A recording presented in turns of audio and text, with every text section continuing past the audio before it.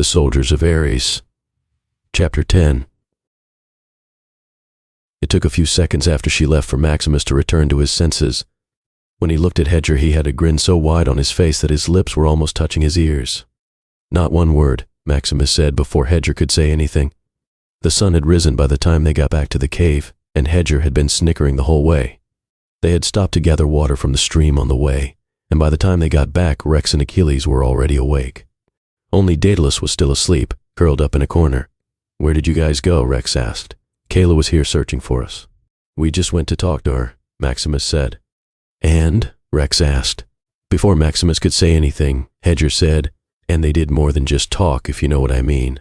Our young Max is all grown up now, kissing girls in the middle of the night." Maximus scowled, but a smile lit up Rex's face. He patted Maximus on the back and said, "Well done, Max. You sure did take your sweet time, but you finally manned up and did it.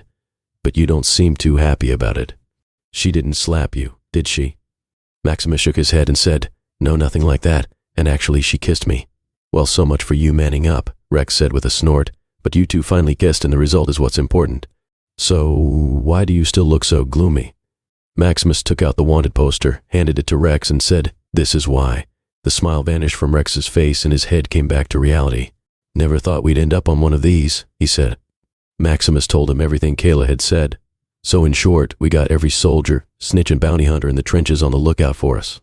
There's no way we can go back." Rex nodded, but all this left them with one question: where to next? All three of them had spent their entire life in Mars, and as far as Maximus knew, neither of them knew anyone outside the country. "Maybe we don't need to leave. I still got some friends in the army. If we can get to them, we can talk our way out of this mess," Rex said. Maximus knew that it was no use. He shook his head and said, "Unless your contacts just happen to be one of the three generals or Lord Ares himself, I don't think it's much use." All of them, including Achilles, looked at him. Achilles asked, "Why do you say that?" Maximus realized he still hadn't told them about his dream. He wasn't sure how to start either. Well, yesterday, I saw a dream, and it sort of involved all the top ranks in the army," he said. Maximus went on to explain everything he had seen, but he left out the part about the voice. He just told whatever he saw in the throne room. After listening to his story, everyone fell silent. Finally, Achilles asked, "Do you have the gift of prophecy?" Maximus shook his head and said, "No, at least I don't think so. Maybe it was just a regular dream, that's all," Hedger said. But Rex didn't seem to think so. "It sure doesn't sound like it. The details are too real." Maximus realized that he had to give some sort of explanation, but he really didn't want to lie to his friends either. He decided that the best option was to tell a part of the truth at least. "Guys, I think it has something to do with this," he said, showing them his sword. What does any of this have to do with that?" Hedger asked. "And what happened to the talisman that was on it?" Rex asked. The two of them still didn't know that he could draw the sword now, so he took it out and showed it to them. The sword looked magnificent, but it did not have the red glow around it. This time, Rex took the sword from his hand to examine it and asked, "When did this happen?" "When we were fighting the Manticore, you were unconscious by then," he answered. "I sort of just pulled it in mid-battle, and the talisman broke. The next thing I know, the sword was in my hand." When Hedger too had finished looking at the sword, he gave it back to Maximus and said, "As weird as that is, I still don't get how a sword gave you psychic powers. I mean, a sword that gives you vision just seems far-fetched to me." "Far-fetched perhaps, but not impossible," said Daedalus from behind them. He had finally woken up, and it seemed he was actually in his senses again. 11 hours and 45 minutes. The timing works perfectly," Daedalus said. It was the first time since they met that Maximus actually saw Achilles smile. "Daedalus, my old friend, it's nice to see you have returned," he said. They shared a brief hug and shook each other's hands. "Oh, I wish I was in a better state to greet you, Achilles. Nonetheless, I wish I had some way to thank you for the rescue," Daedalus said. "Well, you could start by explaining why you seemed a bit off for the last 11 hours, he said. "And 45 minutes, Daedalus added with a smile. There was a spark in his eyes now, and that was no accident either, my friend. It is the effect of my latest invention, a potion really, and I haven't thought of a name for it yet. What this potion does is it makes the neurotoxins within your brain go haywire, thus making the drinker for all purposes insane. But that's not the clever part. I designed it in such a way so that every 12 hours the drinker returns to their sane self for 15 minutes. Maximus sort of understood what he was talking about, but he had to ask, "But why would you drink it yourself, sir?" He felt like a school child asking the teacher a question in a lesson. For security, my boy, Daedalus began to explain. When I got caught by Ares's men while researching the rare Haluclove flower in the forest, I quickly drank the potion so as to prevent them from extracting information from me. You see, this way I couldn't tell them anything no matter what they tried, even torture. And even in the 15 minutes I came to my senses, I could still pretend to be mad while still in captive. Also, even in my state of madness, I am still aware of everything around me. I merely cannot act on it since my body and mind are not connected at the time. Maximus thought about what he just heard. It seemed a bit insane, but it was effective. It would have been really hard for the army to get information on Athena's plans when their prisoner was a mumbling vegetable. But now aren't you sort of stuck like this? Hedger asked. Not at all. I have an antidote created for it already. But sadly, it is still in my lab in Athens, and trying to recreate it would not be advised as I do not have the equipment or the ingredients for it. Achilles looked at the old inventor with a smirk and said, Only you would think of something so crazy and brilliant at the same time. Daedalus gave a little bow and said, I humbly accept your praise, old friend. Now that you are all fully aware of my situation, I think it would be wise for us to listen to the young Max's vision, Daedalus said. So you think his visions are real? Achilles asked. Daedalus nodded in agreement. I most certainly do. Even if he is not a prophet, there are still many ways he could see the visions. For one, someone else could be giving it to him. But I think he is onto something about his sword. So you think the sword is giving him the vision? Hedger asked, still a bit unconvinced. Well, I'm not sure, but I did notice that the markings and designs of his blade are quite ancient. Perhaps even from a time when technology was not so advanced. Maximus wasn't sure where he was going with this, but he still nodded in agreement. So did everyone else. But Daedalus sighed. The blank expressions on all their faces were a dead giveaway. I believe a quick history lesson is needed here, Daedalus said. Back in the old days during the Titan rule, and such technology was still non-existent. Still, the Titans ran an empire nearly as well established as the gods. The reason for this is that magic was much more advanced in those days. But once the gods took over, the world was built up from scratch again, and a lot of things, including advanced magic techniques and spells, were lost to us in the Titan War. But when the Olympian Empire began to grow magic, and technology began to grow hand in hand, even though this was a great achievement indeed, it had one drawback. Since magic and technology could make up for and what the other lacked, it prevented both sectors from advancing beyond a certain point. In theory, technology would have advanced much further if there was no magic. Similarly, our magic today is not nearly as advanced as it was during the Titan Age. He stopped to see if everyone had understood. So, you are trying to say Max's blade is from that era? Rex asked. Exactly, and if that is the case, it is quite possible that his blade could have enchantments on it, which we have never heard of. Daedalus concluded with that, and looked at them. So it's agreed then. We take the kid's dreams very seriously, Achilles said. All that's great, but that still leaves us with nowhere to go, Hedger pointed out. Perhaps I can be of assistance there as well. After all, you are in all this trouble because you helped aid my rescue. Rex asked, What do you have in mind? Daedalus took a sip of water from the bottle they had filled and said, Well, as you know, I am an advisor to Empress Athena. If you were to join me to Athens, I am sure she would reward you handsomely for your deed. You could even live in Athens if you like. Maximus shifted uncomfortably at this, and his eyes met Rex's. He knew they were thinking the same thing. Mars and Minerva had been at war for years now. Somehow Maximus didn't think 2 ex-soldiers from Mars and their friend would be very welcome at Athens asking for a citizenship. I don't think that would be a great idea, Daedalus. They used to be Ares' soldiers once, after all, Achilles said. It seemed he too was having the same train of thought. Oh well, I did not think of that, but I do hope you will join me till there, and I personally guarantee all your safety in Athens. Maximus looked at Hedger and Rex, and after a few seconds all 3 of them nodded in agreement. After all, they had nowhere else to go. Excellent, Daedalus said happily. And who knows, you might even change your mind about living there once you see the city. He then suddenly looked up, somewhat distracted. I'm afraid I only have 28 seconds left before I return to my mumbling self. And Achilles, please do get me a watch just to time my episodes more accurately.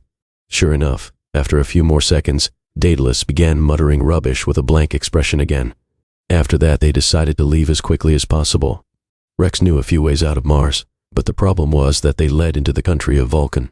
Vulcan was one of the neighboring countries to Mars. It was ruled by the god of machines, Hephaestus. He was said to be one of the best blacksmiths in the world, and his mechanical skills were legendary. Because of this, he was also known as the god of the forge, or the smith god. The Vulcan kingdom was much smaller than Mars, and it had only one major city in it, which acted as its capital. Since it was the only city in the country, it was just called Vulcan City. Other than that, only a few minor settlements and villages were present. Vulcan City was situated right beside one of the world's largest volcanoes called Mount Etna. Achilles said that they would head there first as he had a friend who could help them. The problem was that the path to the city was across a huge desert, and they would need transportation to pass it. Our best option would be to try and salvage the truck, or the armored car the army left behind in the fight against the Manticore. Also, we are going to need some food and resources for our journey since we won't find anything in the desert, Achilles said. It was decided that two of them would go and scout if the vehicles were still there and gather some resources while the other two would stand guard over Daedalus. Maximus offered to go with Achilles outside, but Rex said he was feeling much better and that he needed to stretch his legs. So Maximus and Hedger stayed back with Daedalus while the other two went out to find whatever they needed. Maximus began practicing with his new blade. He was hoping to bring back the red glow from before, but it had no use. Hedger had just stepped out to see if there was anything edible nearby.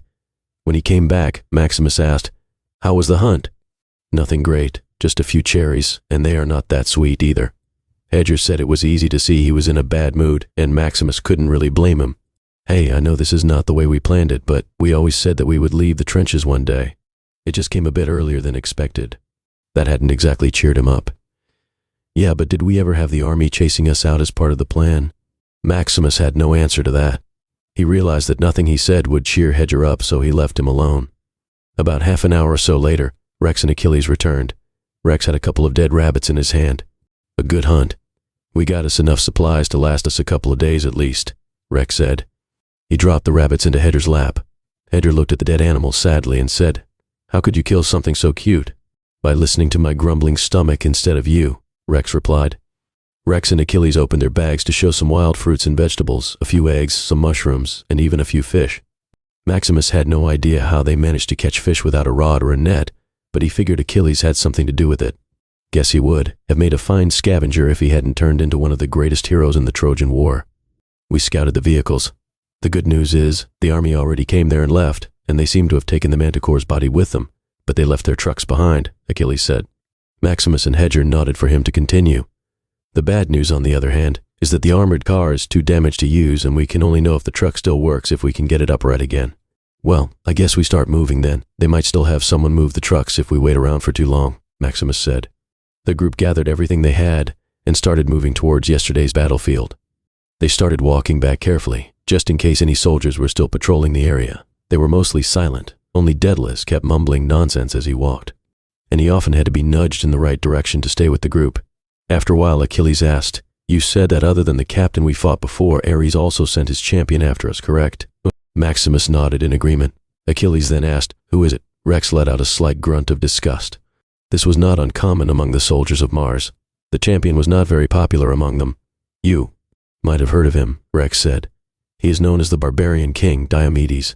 "I have actually, but I must say not ever anything good," Achilles said. Rex grunted in agreement. "Not surprising. That man is no soldier. He is nothing more than a vile murderer. With too much power, he is brutal without reason, and not just to the enemies either. He has the blood of many of his own soldiers on his hands." They were close to the trail now. Maximus could see the cliff from where they had fallen. "He seems like the perfect champion for a tyrant like Ares," Achilles said. Maximus was quite sure by now Achilles really despised Lord Ares, and that was not surprising. Most people outside of Mars did, many inside as well, but he was starting to feel that the hatred was more personal. "Have you met Ares before?" Maximus asked. Achilles nodded. "Yes, a long time ago during the Trojan War, and I would have named him the god of cowards rather than that of war. The only thing he knows to protect is his own putrid hide." Maximus knew that Ares had been on the side of the Trojans during the war, even though he first came to support the Greeks. During the war, he betrayed them and decided to join with the Trojans.